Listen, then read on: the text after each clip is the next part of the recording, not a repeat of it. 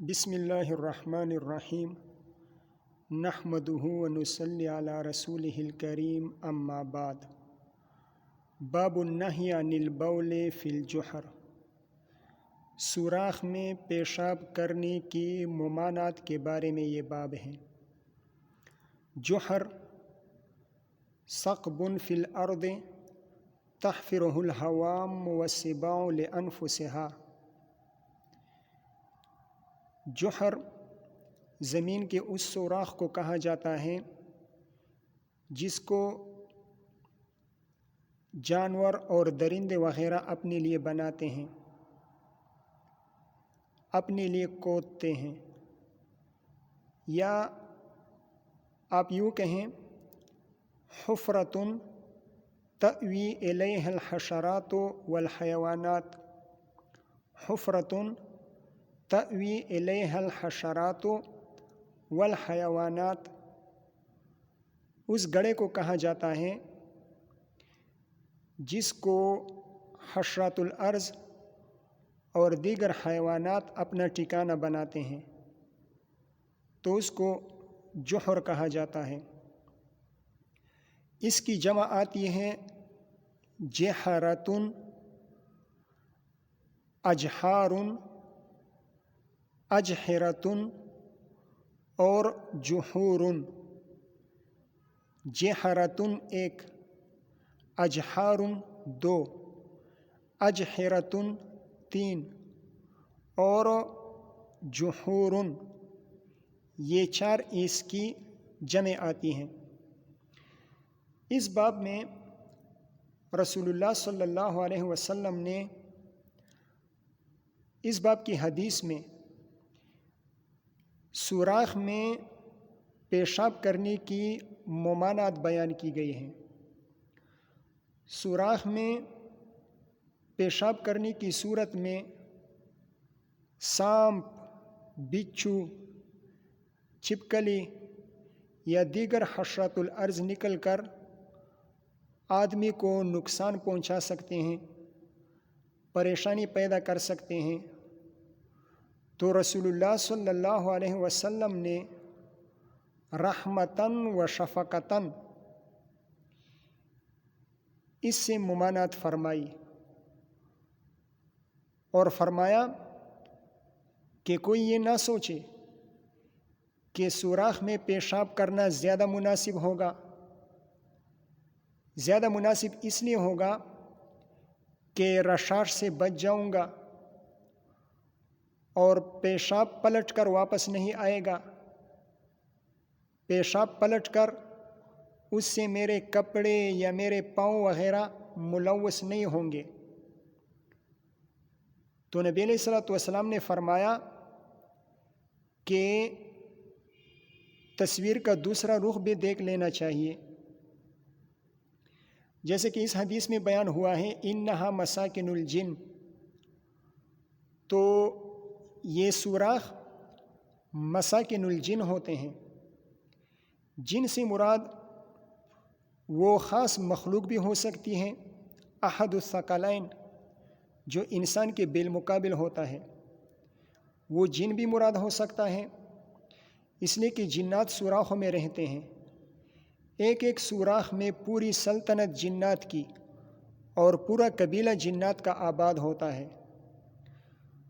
اور جن سے مراد جن کا عمومی معنی بھی مراد ہو سکتا ہے، یعنی ما یکون مستورا عن اعین الناس، ما یکون مستورا عن اعین الناس، یعنی جو انسانی نگاہ سے پوشیدہ ہو، جیسے کہ سانپ، بچھو، چھپکلی، دیگر حشرات وغیرہ جو سوراخ میں چھپے ہوئے ہوتے ہیں، انسان کو نظر نہیں آتے، تو اگر عمومی مراد لیا جائے تو وہ بھی مراد ہو سکتے ہیں۔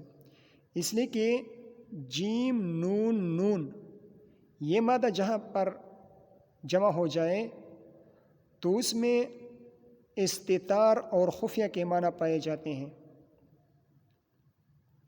تو اس احتمال کی بنا پر جن سے مراد وہ چیز ہوگی جو نظر نہ آئے، سانپ، بچھو وغیرہ۔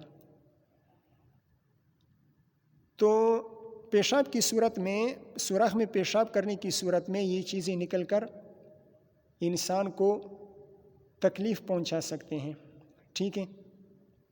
جیسے کہ میں نے عرض کیا جیم نون نون یہ مادہ جہاں پر جمع ہو جائے تو اس لفظ میں استتار کے معنی ہوتے ہیں، جیسے کہ جان نون، جان اس پتلے سانپ کو کہا جاتا ہے، پتلا قسم کا سانپ ہوتا ہے، انتہائی تیز رفتار، گویا کہ تیز رفتاری کی وجہ سے اس پر نظر نہیں ٹھہر سکتی۔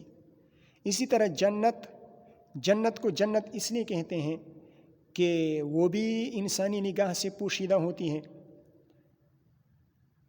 اسی طرح جنات، جن اور جنین، جنین ماں کے پیٹ میں جو بچہ ہوتا ہے وہ بھی انسانی نظروں سے پوشیدہ ہوتا ہے، تو اس کو جنین اس لیے کہتے ہیں کہ وہ بھی پوشیدہ ہوتا ہے۔ بسند المتصل منا الی الامام ابی داؤد سلیمان بن الاشعث السجستانی رحمہ اللہ تعالی ومتعنا بعلومہ وبرکاتہ انہ قال حدثنا عبید اللہ بن عمر بن میسرۃ قال حدثنا معاذ بن ہشام قال حدثني ابی عن قتادۃ عن عبد اللہ بن سرجس رضی اللہ تعالی عنہ وعنہم۔ معاذ بن ہشام یہ حضرت عفان بن مسلم، حضرت امام احمد، حضرت عبداللہ بن المدینی اور حضرت محمد بن المثنی رحمہم اللہ تعالیٰ کے استاذ ہیں۔ صحیح ستہ میں ان کی روایت آئی ہے۔ معاذ بن ہشام کے والد محترم ہشام بن ابی عبداللہ، یہ روایت جس صحابی کی ہیں حضرت عبداللہ بن سرجس رضی اللہ تعالیٰ عنہ، ان سے 17 روایتیں مروی ہیں۔ مسلم شریف میں ان کی ایک روایت آئی ہے۔ ابو داؤد شریف، ترمذی شریف، نسائی شریف اور ابن ماجہ میں ان کی روایت آئی ہیں۔ حضرت عاصم بن سلیمان اور حضرت قتادۃ بن دعامہ السدوسی رحمہم اللہ اور ان کے علاوہ دیگر محدثین کے استاذ ہیں۔ قال، حضرت عبداللہ بن سرجس رضی اللہ تعالیٰ عنہ فرماتے ہیں ان النبی صلی اللہ علیہ وسلم نہا ان یبال فی الجحر، رسول اللہ صلی اللہ علیہ وسلم نے منع فرمایا سوراخ میں پیشاب کرنے سے۔ رسول اللہ صلی اللہ علیہ وسلم نے منع فرمایا ان اس بات سے یبال فی الجحر کہ سوراخ میں پیشاب کیا جائے۔ قال ہشام بن ابی عبداللہ وہ فرماتے ہیں قالوا لقتادۃ، لوگوں نے قتادۃ بن دعامہ رحمہ اللہ سے پوچھا ما یکرہ من البول فی الجحر، ما استفہامیہ اور من زائدہ ہے، یعنی لما یکرہ البول فی الجحر، لما یکرہ البول فی الجحر، ما استفہامیہ اور من زائدہ، ٹھیک ہے۔ یا آپ ما موصولہ بنا دیں، ما موصولہ مبتدا اور من بیانیہ، اور یکرہ یہ صلہ ہو جائے گا اور خبر محذوف ہوگی، تو عبارت اس طرح بن جائے گی الذی یکرہ من البول فی الجحر لماذا، الذی یکرہ فی البول، الذی یکرہ من البول فی الجحر لماذا، مطلب یہ ہو جائے گا کہ کس سبب کی وجہ سے بول فی الجحر کو ناپسند کیا جاتا ہے، کس سبب کی وجہ سے بول فی الجحر کو ناپسند کیا جاتا ہے۔ بات سمجھ میں آ رہی ہے؟ ہاں۔ قال قتادۃ بن دعامہ رحمہ اللہ نے جواب دیا کان یقال، یہ بات کہی جاتی ہے انہا مساکن الجن، کہ یہ سوراخیں جو ہیں یہ جنات کی مسکنیں ہوتی ہیں، یہاں پر جنات رہتے ہیں۔ بات اس پر ابتدا میں، شروع میں بات اس پر ہو گئی۔ باب ما یقول الرجل اذا خرج من الخلاء، باب ما یقول الرجل من الدعاء، باب ہے ان دعاؤں کے بارے میں جو آدمی پڑھتا ہے کب؟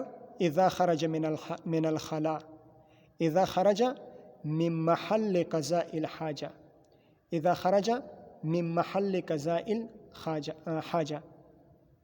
خلا اصل میں کہتے ہیں المکان الخالی، خالی مکان کو کہا جاتا ہے، لیکن یہ کنایہ ہے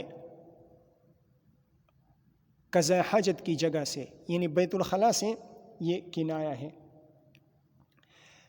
آدمی جب بیت الخلاء سے نکلتا ہے تو وہ کون سی دعا پڑھے گا؟ تو اس بارے میں یہ باب قائم کیا گیا ہے۔ وبه قال حدثنا عمرو بن محمد الناقد قال حدثنا هاشم بن القاسم قال حدثنا إسرائيل عن يوسف بن أبي بردة عن أبيه رحمهم الله تعالى۔ عمرو بن محمد الناقد، عمرو بن محمد الناقد یہ حضرت عیسیٰ بن یونس، ہاشم بن القاسم، وکیع بن الجراح رحمہم اللہ تعالی وغیرہ ان کے شاگرد ہیں، اور حضرت ابو زرعہ، حضرت امام بخاری، حضرت امام مسلم، امام ابو داود، امام احمد رحمہ اللہ کے صاحبزادے حضرت عبداللہ رحمہم اللہ تعالی وغیرہ ان کے استاذ ہیں۔ ہاشم ابن القاسم ابن شیبہ، ہاشم ابن القاسم ابن شیبہ، انہوں نے حضرت شعبۃ بن الحجاج رحمہ اللہ سے 4000 احادیث سنی ہیں۔ امام احمد بن حنبل رحمہ اللہ کے استاذ ہیں۔ یحییٰ بن معین، ابو خیثمہ، اسحاق بن راہویہ، ابو بکر بن ابی شیبہ رحمہم اللہ تعالیٰ کے استاذ ہیں۔ اسرائیل بن یونس بن ابی اسحاق السبیعی، یہ حضرت عیسیٰ بن یونس کے بھائی ہیں، حضرت ابو اسحاق السبیعی جو ان کے دادا ہیں ان کے شاگرد ہیں، اور حضرت وکیع بن الجراح، ابو نعیم اور اسحاق بن منصور رحمہم اللہ تعالیٰ کے استاذ ہیں۔ عیسیٰ بن یونس کے بھائی ہیں، اپنے دادا حضرت ابو اسحاق السبیعی رحمہ اللہ کے شاگرد ہیں، اور وکیع بن الجراح، اسحاق بن منصور اور حضرت ابو نعیم رحمہم اللہ تعالیٰ کے استاذ ہیں۔ ان کے بعد ہیں یوسف بن ابی بردہ، یہ حضرت اسرائیل بن یونس اور حضرت سعید بن مسروق رحمہم اللہ وغیرہ کے استاذ ہیں۔ ابو داود شریف، ترمذی اور ابن ماجہ میں ان کی روایات آئی ہیں۔ حضرت ابو بردہ رحمہ اللہ تعالی، یہ حضرت ابو موسیٰ اشعری، عبداللہ بن قیس رضی اللہ تعالیٰ عنہ کے صاحبزادے ہیں۔ ان کے نام کے بارے میں 3 اقوال ہیں، الحارث اور عامر۔ بعض علماء کرام ان کا نام الحارث بیان کرتے ہیں، بعض عامر بیان کرتے ہیں، اور بعض علماء کرام فرماتے ہیں کہ اسمہ کنیتہ، ابو بردہ ان کا نام بھی ہے، ابو بردہ ان کی کنیت بھی ہے۔ قال، یہ حضرت ابو بردہ رحمہ اللہ تعالیٰ فرماتے ہیں، حدثتنی عائشہ، حضرت عائشہ رضی اللہ تعالیٰ عنہ نے مجھے حدیث بیان کی، ان النبی صلی اللہ علیہ وسلم کان اذا خرج من الغائط، جب رسول اللہ صلی اللہ علیہ وسلم بیت الخلاء سے نکلتے، قال تو فرماتے، غفرانک، غفرانک، یہ دعا وہ پڑھتے تھے جب بیت الخلاء قضاء حاجت سے فارغ ہو جاتے، بیت الخلاء سے نکلتے تو غفرانک یہ دعا پڑھ لیتے۔ غفرانک، غفران یہ ضرب یضرب، غفر یغفر سے مصدر ہے۔ الغفر بمعنی التغطیہ، تو مغفرت کا معنی یہ ہو جائے گا الباس اللہ تعالی العفو للمذنبین، الباس اللہ تعالی العفو للمذنبین۔ انتصاب کی وجہ، انتصاب میں یہ جو منصوب ہے اس کے نسب میں دو احتمالات ہیں۔ اگر یہ اطلبو یا اسألو کی وجہ سے منصوب ہو تو پھر غفرانہ کا مفعول بھی بنے گا، مفعول بھی کی وجہ سے مفعولیت کی بنا پر منصوب ہوگا۔ جیسے کہ کہا جاتا ہے عفوک رحمتک، یعنی اطلب عفوک اسأل رحمتک، تو عفوک رحمتک یہ مفعولیت کی بنا پر منصوب ہے اطلب یا اسأل فعل محذوف کے لیے۔ اسی طرح یہ بھی ہوگا اسأل غفرانک یا اطلب غفرانک۔ اور اگر یہ اغفر کی وجہ سے منصوب ہو، اغفر فعل مقدر کی وجہ سے منصوب ہو تو پھر مفعول مطلق بنے گا اغفر غفرانک۔ علامہ رضی شرح الکافیہ میں فرماتے ہیں کہ جہاں پر اس قسم کی ترکیب آ جائے کہ معمول مصدر ہو اور فاعل کی طرف مضاف ہو، معمول مصدر ہو اور فاعل کی طرف مضاف ہو تو وہ مفعول مطلق بننے کے لیے زیادہ موزوں ہے۔ معمول مصدر ہو اور فاعل کی طرف مضاف ہو تو اس کو مفعول مطلق بنا دینا چاہیے، مفعول مطلق بننے کے لیے زیادہ موزوں ہیں۔ جیسے کہ یہاں پر ہے غفران مصدر ہیں اور کاف ضمیر فاعل کی طرف اضافت ہوئے ہیں، تو اس کو مفعول مطلق بنانا زیادہ مناسب ہے، زیادہ موزوں ہے۔ بہرحال یہ استغفار کا کلمہ ہے۔ اب سوال یہ ہے کہ بیت الخلاء سے نکلتے وقت رسول اللہ صلی اللہ علیہ وسلم یہ دعا کیوں مانگا کرتے تھے؟ بیت الخلاء جانا اور قضاء حاجت کرنا یہ تو کوئی گناہ کا کام نہیں ہے، یہ تو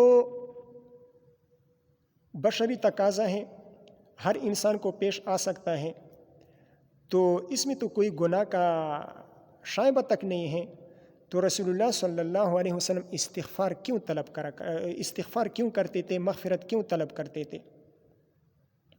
سوال سمجھ میں آ گیا؟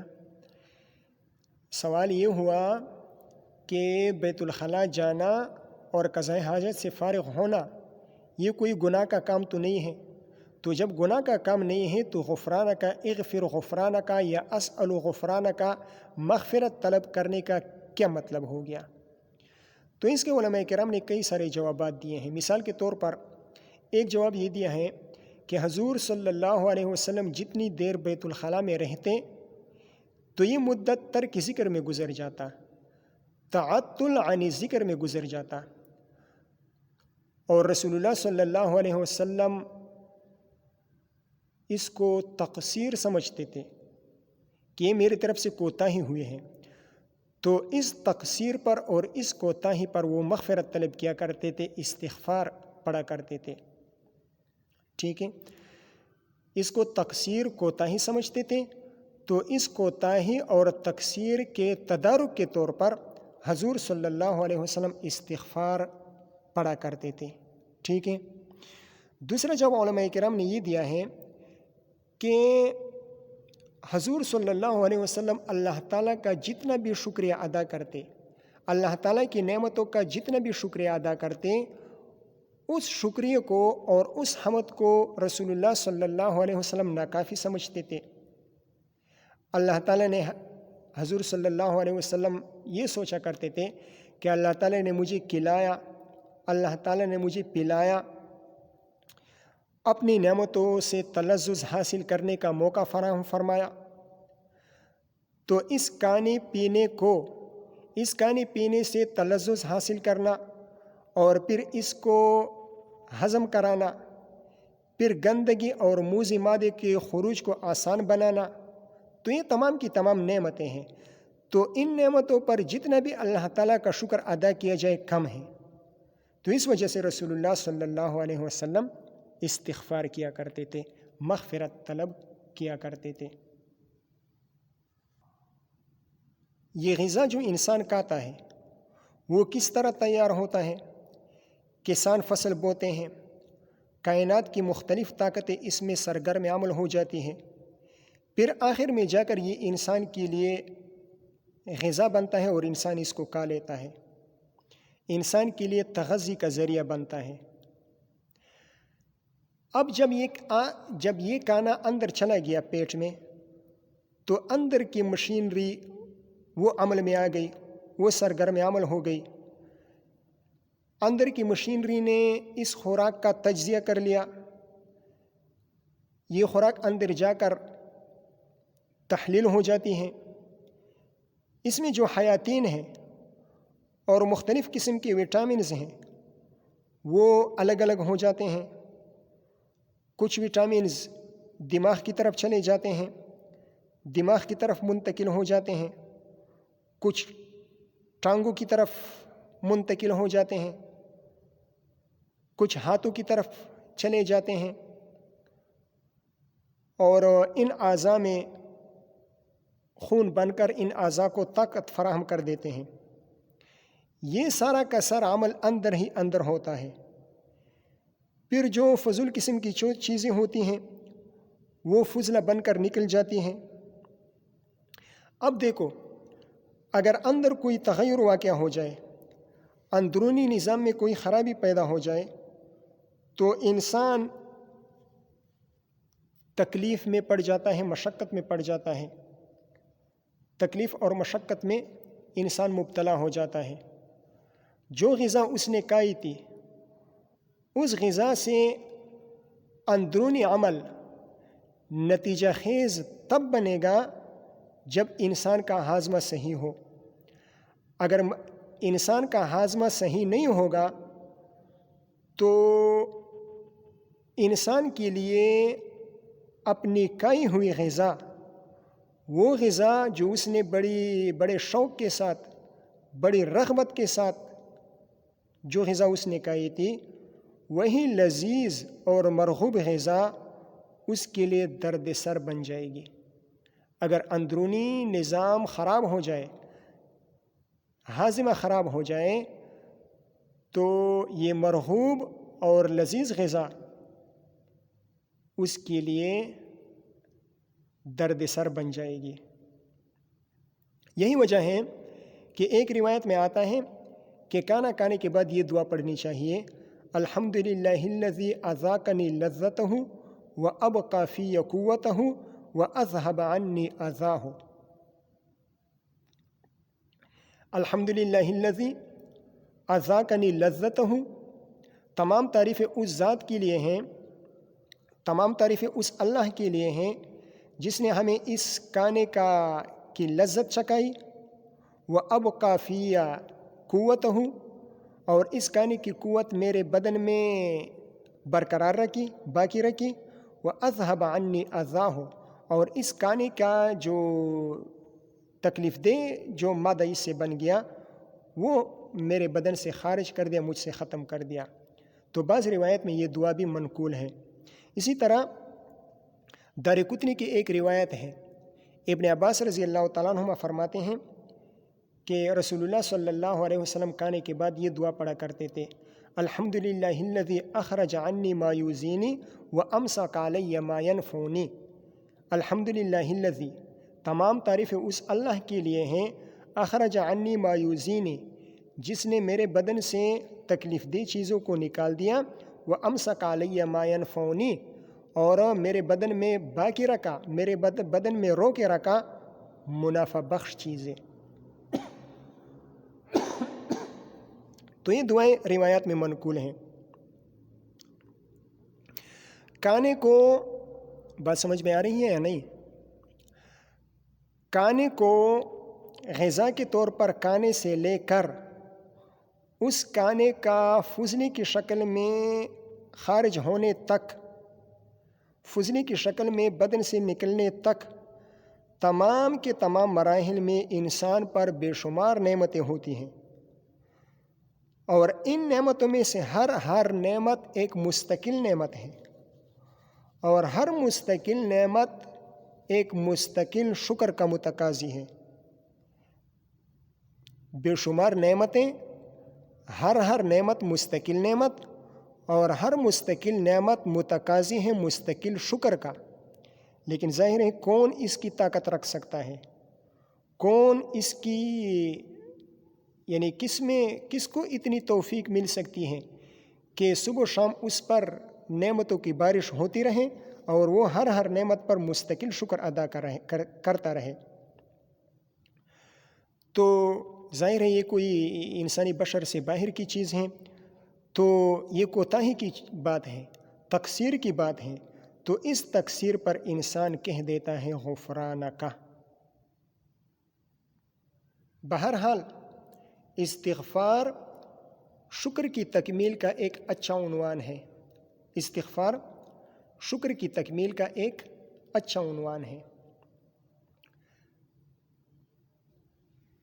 یہ دعا تو ہو گئی بیت الخلاء سے نکلنے کے وقت غفرانک۔ بعض آثار اور روایات میں غفرانک کے علاوہ دیگر دعائیں بھی مروی ہیں، جیسے کہ ایک مشہور دعا ہے الحمدللہ الذی اذھب عنی الاذی وعافانی، الحمدللہ الذی اذھب عنی الاذی وعافانی۔ تو علماء اکرام فرماتے ہیں کہ غفرانک کے ساتھ اس دعا کو بھی ملانا چاہیے، غفرانک الحمدللہ الذی اذھب عنی الاذی وعافانی۔ اسی طرح روایت میں ایک اور دعا بھی آئی ہے الحمدللہ الذی احسن الی، الحمدللہ الذی احسن الی فی اولہ وآخرہ، الحمدللہ الذی احسن الی فی اولہ وآخرہ۔ یہ دعا بھی روایات میں منقول ہے۔ یہ دو جوابات ہو گئے۔ تیسرا جواب بعض علماء کرام نے یہ دیا ہے کہ جب حضرت آدم علیہ السلام نے شجرہ ممنوعہ کا پھل کھایا تو انہیں قضاء حاجت کی ضرورت محسوس ہوئی۔ جب قضاء حاجت سے فارغ ہو گئے تو رائحہ کریہہ محسوس ہوئی۔ تو رائحہ کریہہ جب محسوس ہو گئی تو اس کے بعد انہوں نے غفرانک کہہ دیا کہ اصل لغزش پھل کھانے کی وجہ سے ہوئی تھی، تو انہوں نے غفرانک کہہ دیا، اور اب ان کی اولاد ان کی پیروی کرتے ہوئے غفرانک کہتی ہے۔ 3 جوابات۔ چوتھا جواب بعض علماء کرام نے یہ دیا ہے کہ مومن کو چاہیے کہ وہ شیاطین اور مواضع شیاطین سے دور رہے، شیاطین اور مواضع شیاطین میں جانے سے اجتناب کرے۔ لیکن قضاء حاجت کے وقت چونکہ بیت الخلاء جانا پڑتا ہے اور بیت الخلاء گندگی کی جگہ ہے، وہاں پر گندی قسم کے شیاطین اور جنات وغیرہ حاضر ہوتے ہیں، تو ان شیاطین وغیرہ سے جو اختلاط آتا ہے، انسان اس کے ساتھ اختلاط کرتا ہے، تو اس اختلاط پر وہ استغفار کر لیتا ہے، غفرانک کہہ دیتا ہے۔ ٹھیک ہے۔ 5واں جواب بعض علماء کرام فرماتے ہیں کہ مومن کو چاہیے کہ ہر وقت وہ ذکر اللہ کے ساتھ مشغول رہے، مومن کی زبان ہر وقت اللہ کے ذکر سے تر رہے، مومن ہر وقت اللہ کے ذکر سے رطب اللسان رہے۔ اور بیت الخلاء میں چونکہ ذکر لسانی نہیں ہو سکتی، تو بعض از فراغت اس کوتاہی اور تقصیر پر وہ غفرانک کہہ دیتا ہے۔ ٹھیک ہے۔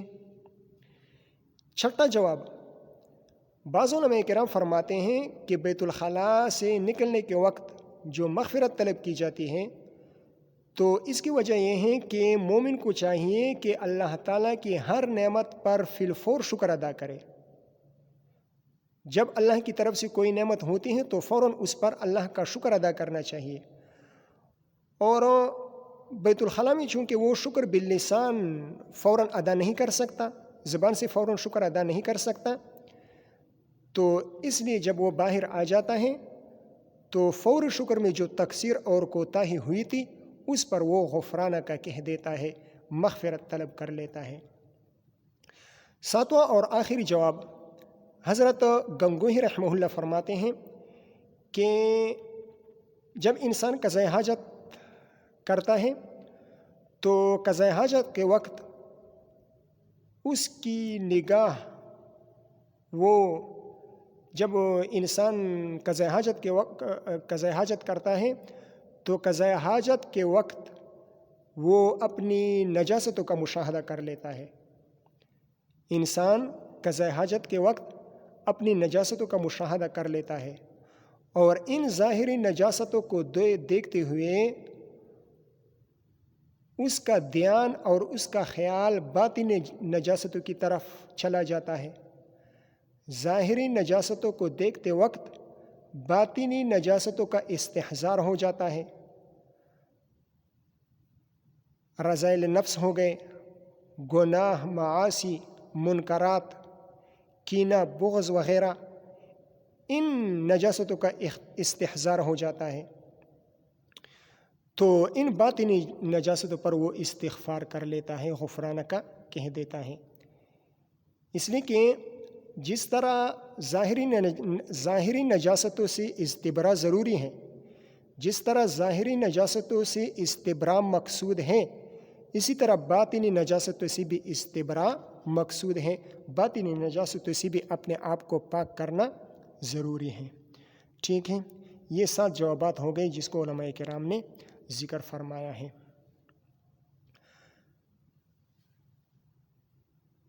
باب کراہیت مس الذکر بالیمین فی الاستبراء، استنجا کے دوران مس ذکر بالیمین کی کراہت اور ناپسندیدگی کے بارے میں یہ باب ہے۔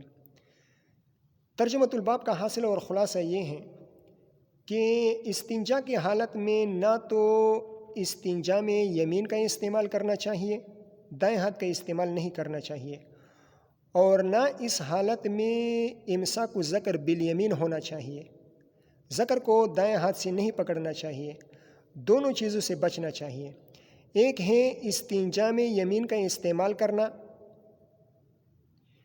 یعنی طہارت حاصل کرنے کے 2 طریقے ہیں۔ چاہے طہارت حاصل کرنے کا طریقہ استنجا بالحجر کا ہو، استنجا بورق المرخاض ٹوائلٹ پیپر کا ہو، یا استنجا بالماء کا طریقہ ہو، جو بھی طریقہ ہو دائیں ہاتھ کا استعمال نہیں کرنا چاہیے۔ اور دوسری چیز ہے استنجا کی حالت میں امساک الذکر بالیمین، دونوں باتوں سے بچنا چاہیے۔ تو اس باب کی جو روایت ہے اس روایت کی روشنی میں دونوں باتوں کی ممانعت ثابت ہوتی ہے کہ استنجا میں استعمال الیمین بھی نہیں ہونا چاہیے اور امساک الذکر بالیمین بھی نہیں ہونا چاہیے، دونوں باتوں سے ممانعت اس باب کی روایت سے ثابت ہوتا ہے۔ اب استنجا بالیمین کا حکم کیا ہے؟ تو اس سلسلے میں تھوڑا سا اختلاف ہے۔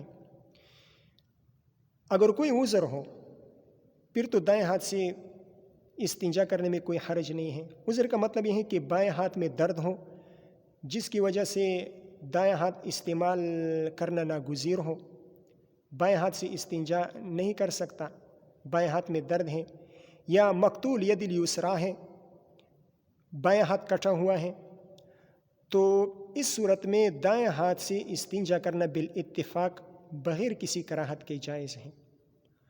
اور اگر عذر نہ ہو، یعنی بائیں ہاتھ پر استنجا کرنے پر اسے قدرت حاصل ہے، بائیں ہاتھ پر استنجا پر قدرت کے باوجود وہ دائیں ہاتھ سے استنجا کر رہا ہے، تو اس صورت میں اختلاف ہے۔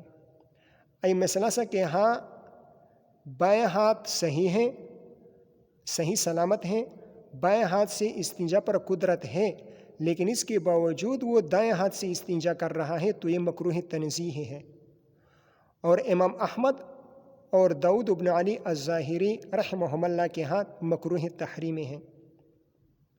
ان 2 حضرات کے ہاں اگر خبر واحد سے ممانعت ثابت ہو جائے تو کراہت تحریمیہ کا فائدہ دیتا ہے، اور یہاں پر ممانعت ثابت ہیں، یہاں پر ممانعت ثابت ہیں۔ فلا یتمسح بیمینہ، یہ حدیث میں آ رہا ہے پہلی روایت میں۔ تو جب ممانعت ثابت ہیں تو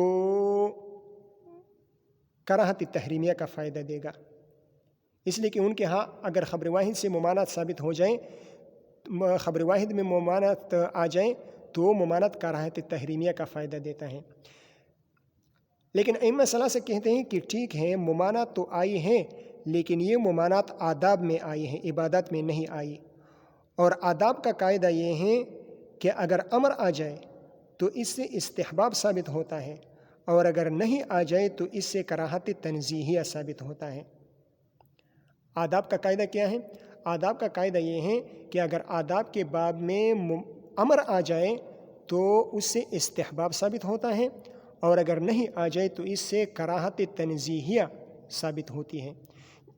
جیسا کہ حدیث میں آتا ہے، رسول اللہ صلی اللہ علیہ وسلم فرماتے ہیں، ترمذی شریف کی روایت ہے، کہ جس چھت پر منڈیر بنی ہوئی نہ ہو، جس چھت پر چاردیواری نہ ہو تو اس پر نہیں سونا چاہیے۔ نہا رسول اللہ صلی اللہ علیہ وسلم ان ینام الرجل علی سطح لیس بمحجور علیہ، کہ جس چھت پر منڈیر بنی ہوئی نہ ہو، محجور نہ ہو، چاردیواری نہ ہو، تو اس پر نہیں سونا چاہیے۔ اسی طرح رسول اللہ صلی اللہ علیہ وسلم فرماتے ہیں کہ سوتے وقت چراغ وغیرہ آگ بجھا دینا چاہیے۔ تو یہ سب کے سب آداب ہیں، تو آداب میں نہیں اور ممانعت وہ کراہت تنزیہیہ کا فائدہ دیتا ہے۔ ٹھیک ہے، اب ممانعت کی وجوہات کیا ہیں؟ تو ممانعت کی وجوہات علماء کرام نے بیان فرمائے ہیں کہ مزیۃ للیمین علی الیسار، دائیں ہاتھ کو بائیں ہاتھ پر فضیلت حاصل ہے، تو اس وجہ سے اس ناپسندیدہ کام میں دائیں ہاتھ جو کہ افضل ہیں اس کو ملوث نہیں کرنا چاہیے، اس کو مشغول اور مصروف نہیں کرنا چاہیے۔ دوسری وجہ یہ بیان کی ہے کہ عمل نامہ دائیں ہاتھ میں دیا جاتا ہے، عمل نامہ دائیں ہاتھ میں ملتا ہے، تو اس وجہ سے یہ دائیں ہاتھ کی بائیں ہاتھ پر فضیلت کی ایک وجہ ہے کہ عمل نامہ دائیں ہاتھ میں ملتا ہے، تو اس وجہ سے دائیں ہاتھ کو اس مستقذر کام میں، غیر مستحسن کام میں دائیں ہاتھ کو ملوث نہیں کرنا چاہیے۔ تیسری وجہ یہ بیان کی ہے کہ تقذر طبعی آئے گی، یعنی اگر دائیں ہاتھ سے استنجا کرے گا تو کاتے وقت گن آئے گی، وہ سوچے کہ پتہ نہیں گندگی کے اثرات اس میں باقی ہوں گے یا ختم ہو چکے ہوں گے، تو تقذر طبعی کی وجہ سے ممانعت آئی ہے۔ چوتھی وجہ ایک یہ بیان کی گئی ہے کہ وسوسے پیدا ہوں گے، کاتے وقت وسوسہ پیدا ہوگا کہ پتہ نہیں یہ ہاتھ میں نے دھو تو لیا لیکن پتہ نہیں اچھی طرح صاف ہو چکا ہوگا یا نہیں۔ پانچویں وجہ ایک یہ بھی علماء کرام نے بیان کی ہے کہ پیٹ خراب ہو جائے گا، اس لیے کہ اگر ہاتھ پر گندگی لگی ہوئی ہوگی اور پھر اس گندے ہاتھوں سے وہ کھانا کھائے گا تو یہ گندگی پیٹ میں جائے گی، پیٹ میں درد پیدا ہوگا، تو اس وجہ سے حضور صلی اللہ علیہ وسلم نے دائیں ہاتھ سے استنجا کرنے کو منع فرما دیا۔ اچھا، یہ تو ذکر کے بارے میں بات تھی۔ دبر اور فرج المرأہ، اس کا کیا حکم ہے؟ تو جو حکم ذکر کا ہے وہی حکم دبر اور فرج المرأہ کا بھی ہے، اس لیے کہ علت سب میں مشترک ہے۔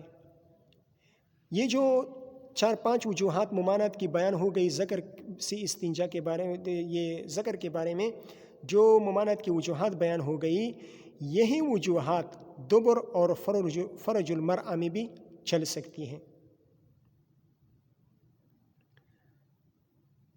ذکر دائیں ہاتھ سے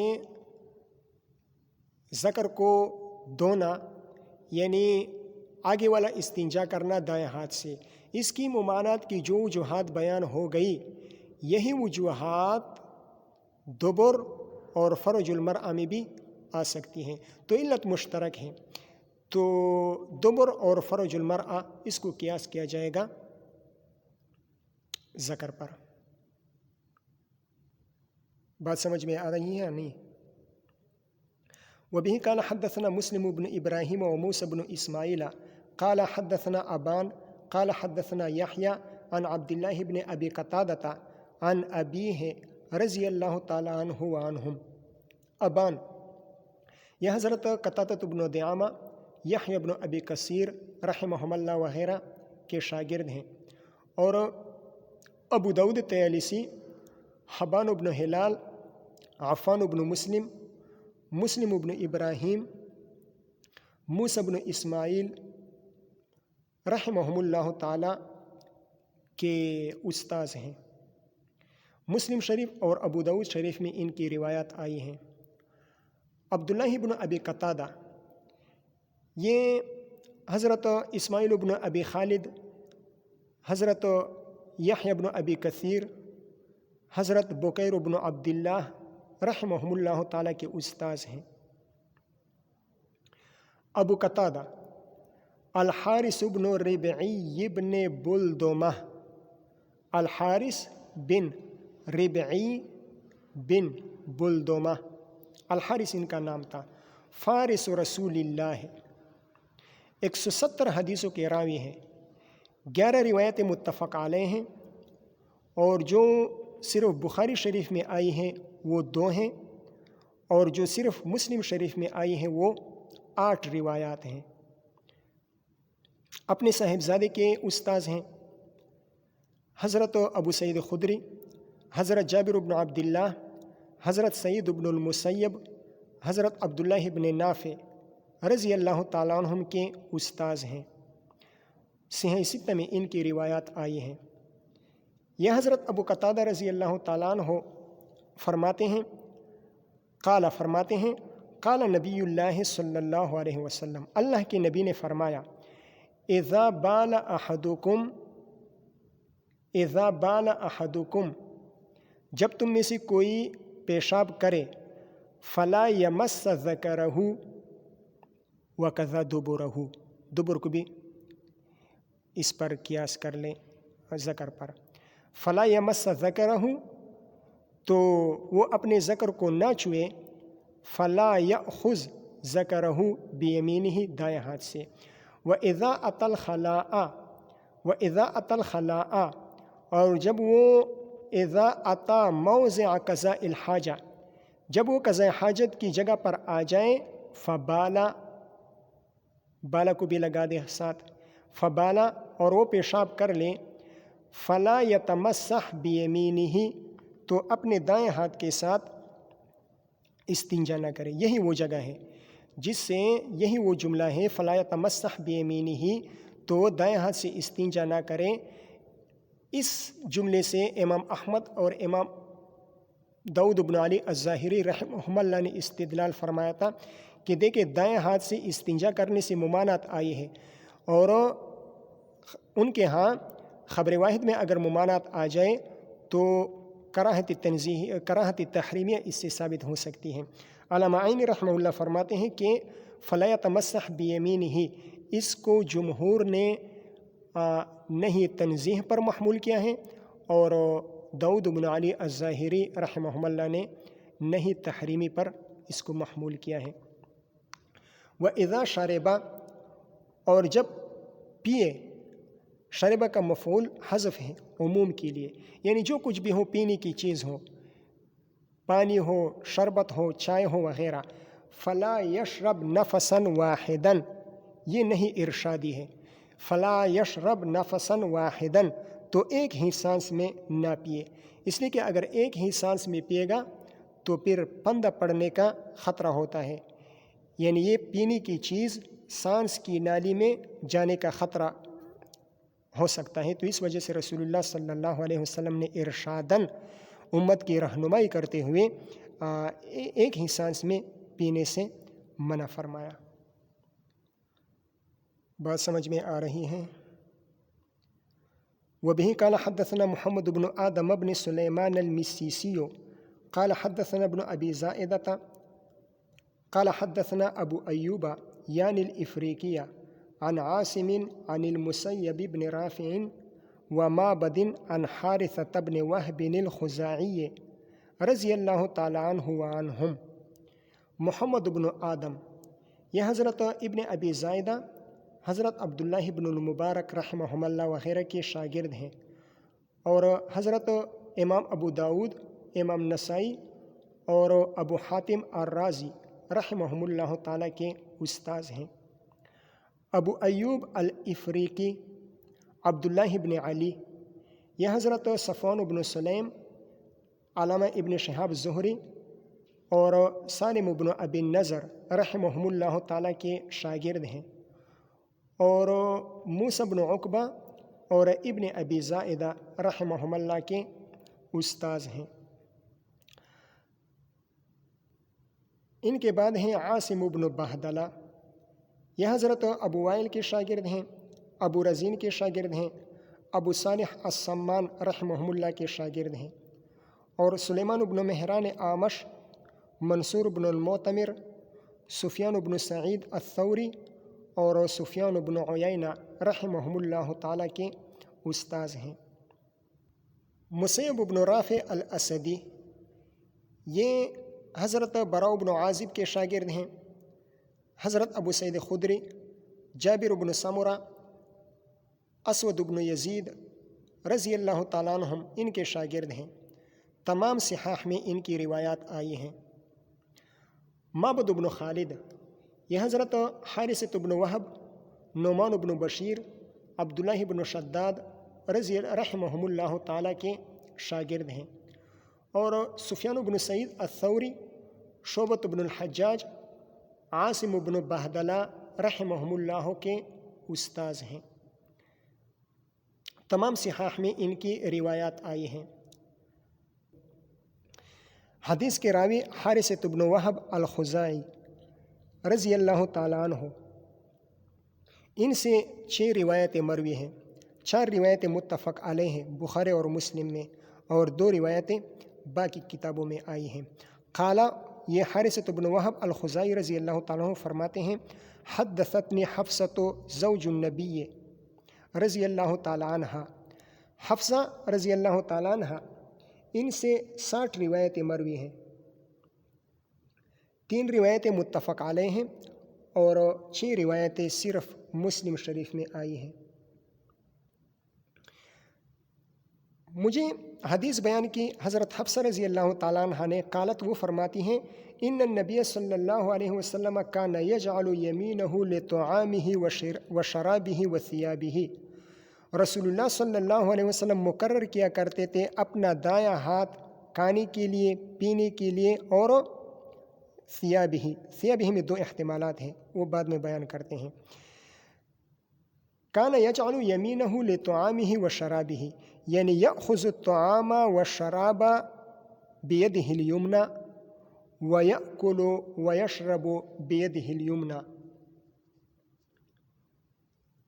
رسول اللہ صلی اللہ علیہ وسلم کھانا لیتے تھے، پانی لیتے تھے دائیں ہاتھ سے، اور کھانا پینا کیا کرتے تھے دائیں ہاتھ سے۔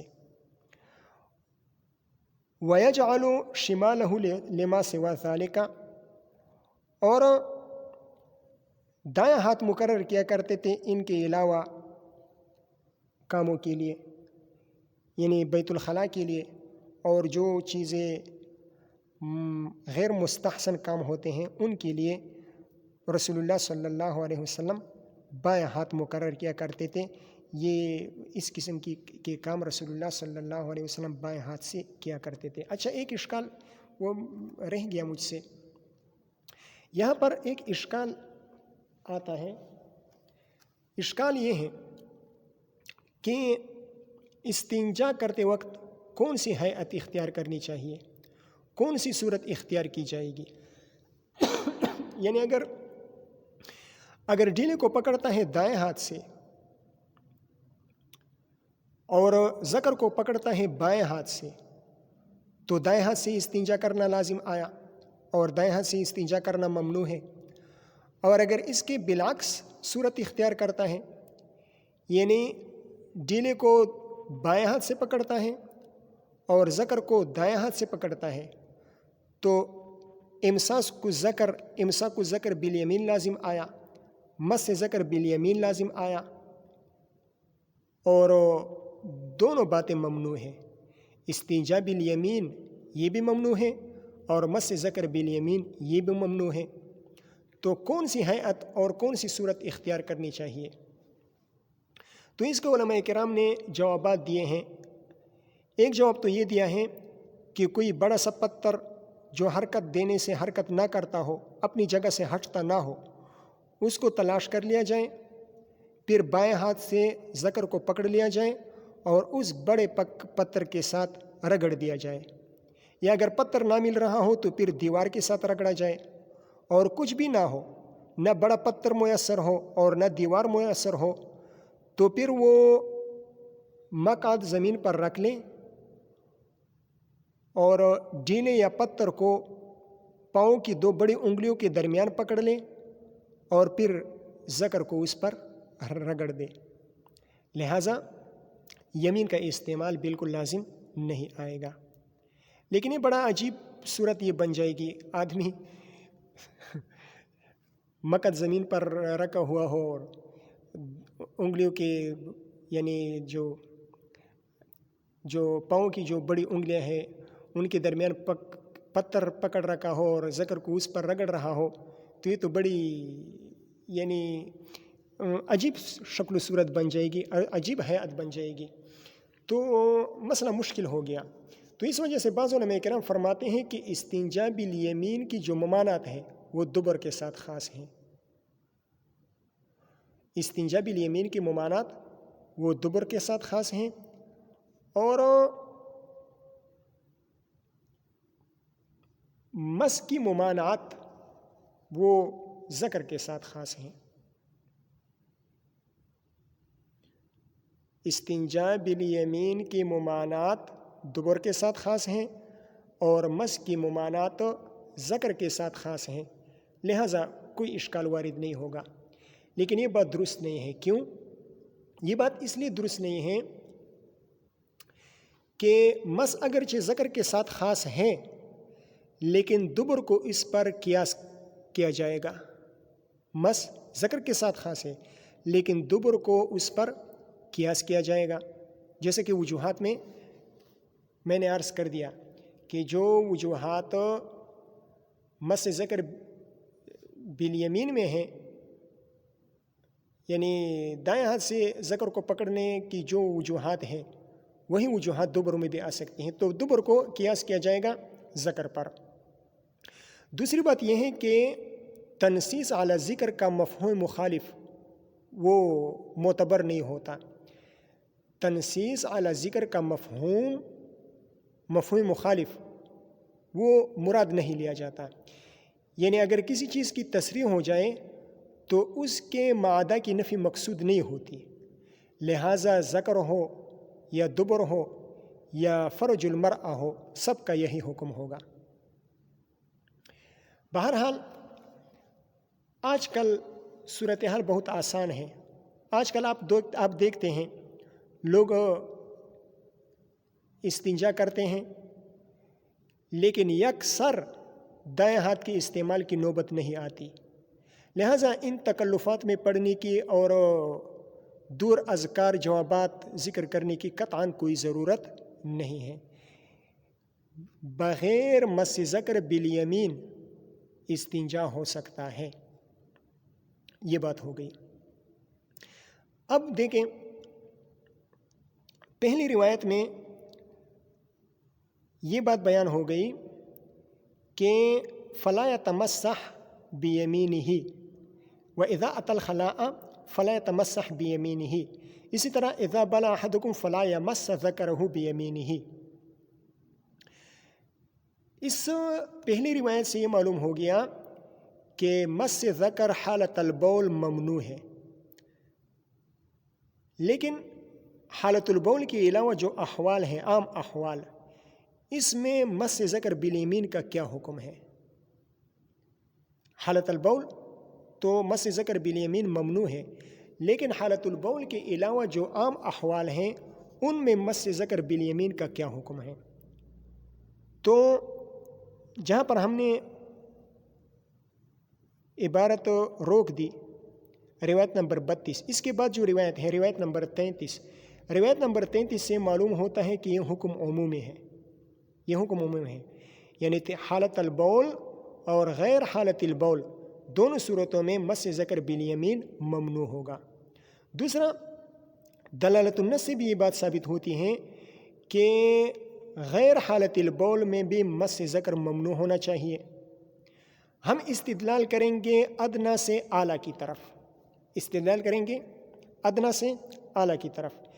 استدلال اس طرح ہوگا کہ دیکھیں استنجا کی حالت میں تو مس ذکر بالیمین، مس ذکر کی ضرورت پڑتی ہے، استنجا کی حالت میں مس ذکر کی ضرورت پڑتی ہے، تو جب ضرورت کے موقع پر ذکر کو دائیں ہاتھ سے چھونا ممنوع ہے تو غیر حالت الاستنجا میں تو ضرورت بھی نہیں ہے، تو اس میں تو بطریق اولیٰ ممانعت ہوگی۔ حالت الاستنجا میں مس ذکر بالیمین ممنوع ہے، حالانکہ استنجا میں ضرورت بھی ہے، لیکن ضرورت کے باوجود رسول اللہ صلی اللہ علیہ وسلم نے ممانعت فرمائی ہے، تو غیر حالت الاستنجا میں تو ضرورت بھی نہیں ہے، تو اس صورت میں تو مس ذکر بالیمین بطریق اولیٰ ممنوع ہوگا۔ ٹھیک ہے، وبه قال حدثنا ابو الطوب۔ اچھا یہ ایک بات، وثيابه كان يجعل يمينه لطعامه وشرابه وثيابه،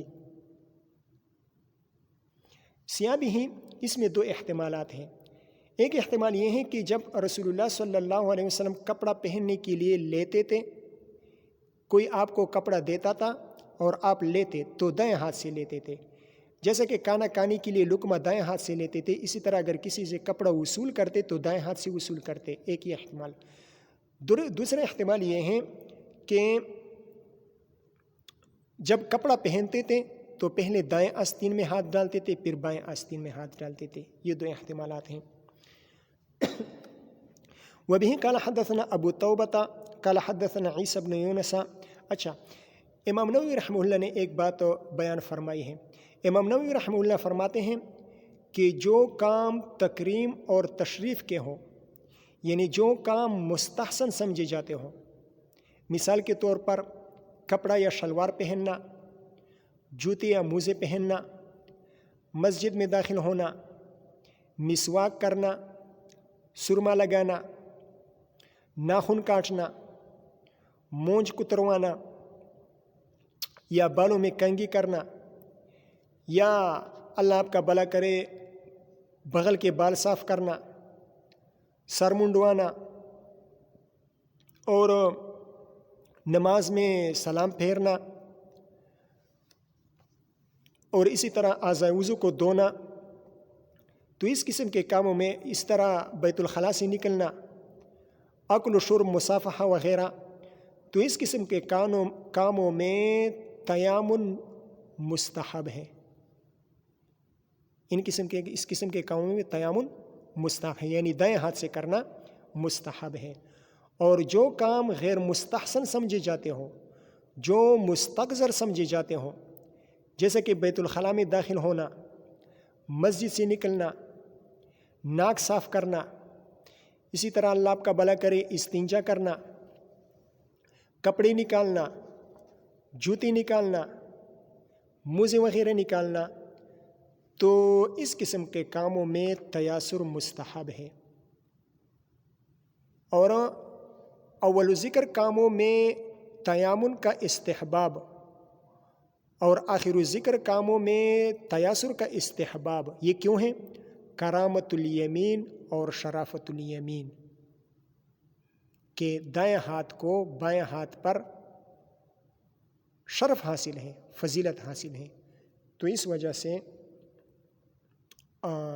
اول ذکر کاموں کو دائیں ہاتھ سے کرنا اور آخر ذکر کاموں کو، غیر مستحسن اور مستقذر کاموں کو بائیں ہاتھ سے کرنا مستحب ہے۔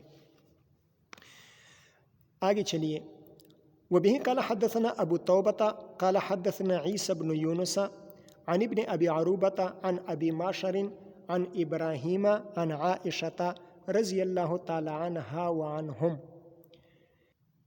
ابو توبہ الربیع بن نافع، یہ حضرت امام احمد بن حنبل، ابو حاتم الرازی، امام بخاری، امام مسلم، امام نسائی اور امام ابو داود رحمہم اللہ تعالیٰ کے استاذ ہیں۔ عیسی بن یونس ابن ابی اسحاق السبیعی، اس کا ذکر ہو گیا۔ ابن ابی عروبہ، سعید ابن ابی عروبہ، ان کا بھی ذکر ہو گیا۔ ابو معشر ابو معشر زیاد بن کلیب التمیمی، یہ حضرت ابراہیم نخعی، سعید بن جبیر اور فضیل بن عمر رحمہم اللہ تعالیٰ کے استاذ ہیں، ان کے شاگرد ہیں۔ اور قتادہ بن دعامہ، ایوب سختیانی، سعید بن ابی عروبہ اور شعبۃ بن الحجاج رحمہم اللہ تعالیٰ کے استاذ ہیں۔ مسلم شریف، ابو داؤد شریف، ترمذی اور نسائی شریف میں ان کی روایات آئی ہیں۔ ابراہیم سے مراد ابراہیم بن یزید النخعی رحمہ اللہ ہیں۔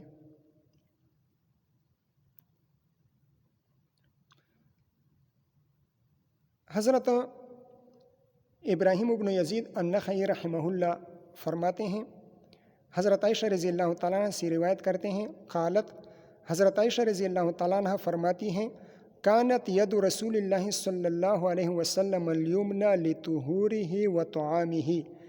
کانت یہ استمرار اور عادت پر دلالت کر رہا ہے۔ رسول اللہ صلی اللہ علیہ وسلم کا دایاں ہاتھ استعمال ہوتا تھا لطہورہ، طہور بضم الطاء اگر ہو تو پھر فعل ہوگا، یعنی پاکی حاصل کرنا، اور اگر طہور ہو بفتح الطاء تو پھر الماء الذی یتطہر بہ، اس پانی کو کہا جاتا ہے جس سے پاکی حاصل کی جاتی ہے۔ وطعامہ، طعام سے مراد اکل و شرب ہے۔ علامہ سیبوی رحمہ اللہ فرماتے ہیں کہ طہور بفتح الطاء یہ اس پانی کو بھی کہا جاتا ہے جس سے پاکی حاصل کی جاتی ہے، اور مصدر بھی طہور بفتح الطاء آتا ہے۔ بہرحال پاکی حاصل کرنے میں دایاں ہاتھ استعمال فرمایا کرتے تھے استمرار کے طریقے کے ساتھ۔ وطعامہ، اور اکل و شرب میں بھی دایاں ہاتھ استعمال کرتے تھے۔ وکانت یدہ الیسری لخلائہ، یعنی لاستنجائہ فی الخلاء، اور رسول اللہ صلی اللہ علیہ وسلم کا دایاں ہاتھ استعمال ہوتا تھا بیت الخلاء میں استنجا کے لیے۔ وما کان من اذن، اور ما کانا اس کا عطف خلائہ پر ہے، یعنی ولما کان من اذن، اور ان کاموں کے لیے جو غیر مستحسن، جو گندے قسم کے کام سمجھے جاتے ہیں، ان کے لیے بایاں ہاتھ استعمال ہوتا تھا۔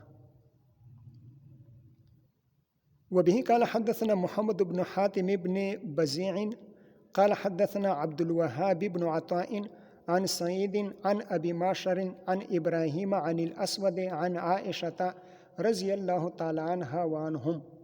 محمد بن حاتم بن بزیع البصری، یہ حضرت الاسود بن عامر، یحییٰ بن بکیر، جعفر بن عون اور اسحاق بن منصور رحمہم اللہ کے شاگرد ہیں۔ بخاری شریف، مسلم شریف، ابو داؤد اور نسائی میں ان کی روایات آئی ہیں۔ عبد الوہاب بن عطا، یہ حضرت سلیمان تیمی، عبداللہ بن عون اور یونس بن عبید، حضرت حمید الطویل، شعبۃ بن الحجاج، امام مالک رحمہم اللہ تعالی وغیرہ کے شاگرد ہیں، اور امام احمد اور یحییٰ بن معین رحمہم اللہ تعالی کے استاذ ہیں۔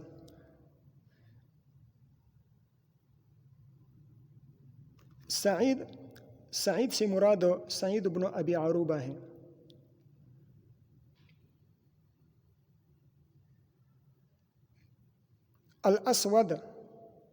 الاسود بن یزید، ابراہیم سے مراد ابراہیم بن یزید التیمی، ٹھیک ہے۔ ابو معشر اور ابراہیم بن یزید النخعی رحمہم اللہ، ان کا بیان ہو گیا۔ الاسود بن یزید، یہ حضرت عبد الرحمن بن یزید کے بھائی ہیں، حضرت علقمۃ بن قیس رحمہ اللہ کے بھتیجے ہیں۔ حضرت علقمہ رضی اللہ رحمہ اللہ سے عمر میں بڑے تھے۔ حضرت ابراہیم بن یزید النخعی رحمہ اللہ کے ماموں ہیں۔ حضرت ابو بکر صدیق، عمر فاروق رضی اللہ تعالیٰ عنہما کی زیارت کی ہیں، ان سے روایت بھی لی ہیں۔ اسی طرح حضرت علی، حضرت سلمان فارسی، حضرت عبداللہ بن مسعود، معاذ بن جبل، ابو موسیٰ اشعری اور حضرت عائشہ رضی اللہ تعالی عنہم ان سے روایات لی ہیں۔ اپنے صاحبزادے حضرت عبد الرحمن بن الاسود کے استاذ ہیں، ابراہیم بن یزید النخعی رحمہ اللہ کے استاذ ہیں، اور حضرت ابو اسحاق السبیعی رحمہ اللہ کے استاذ ہیں۔ یہ الاسود بن یزید روایت کرتے ہیں حضرت عائشہ رضی اللہ تعالیٰ عنہ سے عن النبی صلی اللہ علیہ وسلم بمعنیٰ ہو، یہ ماقبل روایت نمبر 33 کی طرح کہ ہم معنی روایت بیان کی۔ مراد یہ ہے کہ یہ روایت نمبر 34، یہ روایت نمبر 33 سابقہ روایت کے ساتھ معنی میں موافق ہے، لیکن الفاظ الگ الگ ہیں، الفاظ اس کے الگ ہیں اور اس روایت کے الگ ہیں، تو الفاظ میں اختلاف ہیں لیکن معنی دونوں روایت کا ایک ہے۔ اور اس ایک آخری روایت نمبر 34 سے یہ بات بھی معلوم ہو گئی کہ پہلی روایت منقطع ہے۔ دیکھیں پہلی روایت میں ابراہیم النخعی وہ براہ راست حضرت عائشہ رضی اللہ تعالیٰ عنہ سے روایت کرتے ہیں، جبکہ اس آخری روایت میں ابراہیم بن یزید النخعی اور حضرت عائشہ رضی اللہ تعالیٰ عنہما کے درمیان الاسود بن یزید کا واسطہ ہے۔ تو اس دوسری سند سے معلوم ہو گیا کہ پہلی سند میں انقطاع ہے۔ وصلی اللہ تعالیٰ علی خیر خلقہ محمد و آلہ و اصحابہ اجمعین۔